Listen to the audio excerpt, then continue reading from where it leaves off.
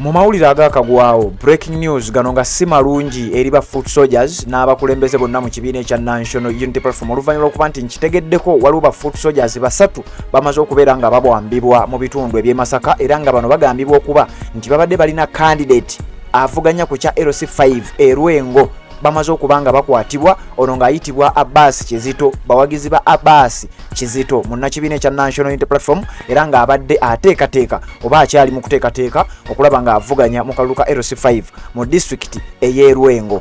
Abawambiddwa mu bitundu eby'e Masaka kuliko Bruno Tulyatunga, kuliko Annual Matovu n'omulala amanyiddwa nga Abudu Rashid Abasi. Bano ba foot soldiers mu kibuga Masaka kigambibwa nti baabuziddwawo era n'aka kapapula kolaba akali mu yero ye reference number oba oli awo bagezezaako okwekubira enduulu ya reference gye basobodde okubanga babawa era nga reference eno eraga nti bano baabuziddwa oba baawambiddwa abducted.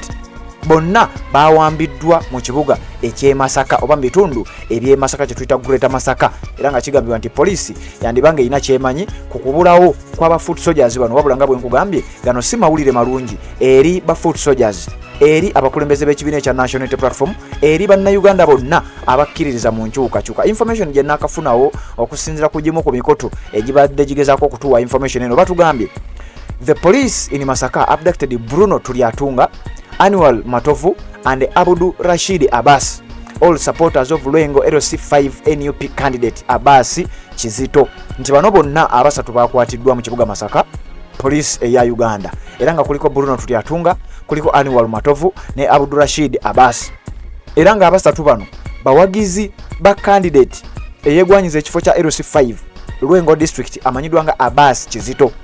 Uliyo bagamba in supreme show of shamelessness the police charged the same people it's abducted with abduction a simple robbery, and you would guess by now the magistrate's court entertained the whole circuit, the whole circus. The poor youth are likely to spend some time in jail. Kyabavubuka bano boolekedde okumalira ddala akaseera akawerako emabega w'emitayimbwa oluvannyuma lw'okuba nti bagenze mu kooti omulamuzi ate abaawambiddwa ate abakyajinza omusango gw'okuwamba. Oba ontegedde bulungi nnyo agambye the police charged the same people it abducted with abduction. Ono yawandiise ku mukuto gwa Kampala Jono yagambye nti poliisi bwe yabakutte yabavunaanye omusango gw'okuwamba yabawambye ate bwe batuuse mu kaguli mu kwewozaako poliisi n'ebategeeza tubavunaana omusango gw'okuwamba nti kati ate bo be baawambiye ate nga be baawambiddwa.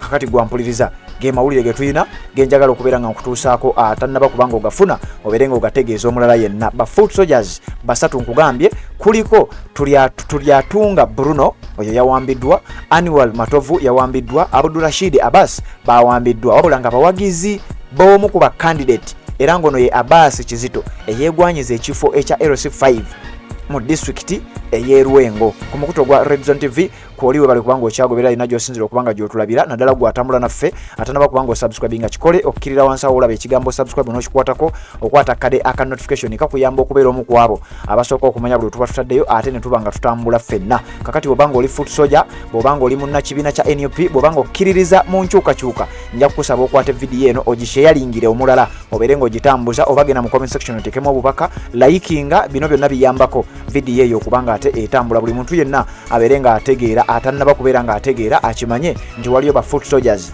abawambiddwa mu ngeri emu oba endala. Bino nno byonna byongera kubeera nga biteekawo embeera y'akatengo oba oliawo bisobozese bannayuganda abalala okulaba nga babeeramu okutya ensonga zibeere nga ate tezitambulira ddala nga bwe zirina kubanga zitambula. Naye bino byonna njagala obikole nga osharinga, olikinga ate n'okukomentinga nga bwe mbikugamba biyambako vidiyo eyo okubeera nga etambula netuuka oba oliawo ne ku muntu omulala atannaba kubanga ategeera naye nabanga asobola okwerinda ensonga eno ya drones ezigenda maaso n'okubanga ziwamba ba foot soldiers n'abantu bonna abakkiririza mu nkyukakyuka mu ggwanga erya Uganda. Sebamulidde Patrick nze mbeerawo ku mukuto gwa Red Zone TV okukutuusaako amawulire ag'enkyukakyuka. Bwe watonaba kubanga osubscribinga kikole ku mukutu guno oleme kubaako nsonga yonna gy'omiisinga kanzije ate ne updates eziddako. Nga z'obufumbo olina omwami naye ng'akutawaanya, olina omukyala ng'akutawaanya, bajja ne bakwagalako ne bagenda. Gwe alina ebizibu mu byenfuna nga ssente zikuyita mu ngalo, w'oteeka ssente zifa bufi, b'owola tebazza. Gwe aloota ng'ogwa mu nnyanja obutaganja gwe alumizibwa omutwe nga guganya okuwona naawe aloota ng'ebintu bikozesa ensonga z'obufumbo. Nina ekifo ku mugga awali amayinja wennyambulirako ebisiraani ekikwa ekifiiriza omudibo obutaganja obutaweebwa. Nzijanjaba abantu ab'enzikiriza zonna nsiŋŋaanibwa njeru ku lw'ejjinja. Gwanjagala kuba ku nnamba yange eyo naawe ali ewala ennyo yita ku WhatsApp.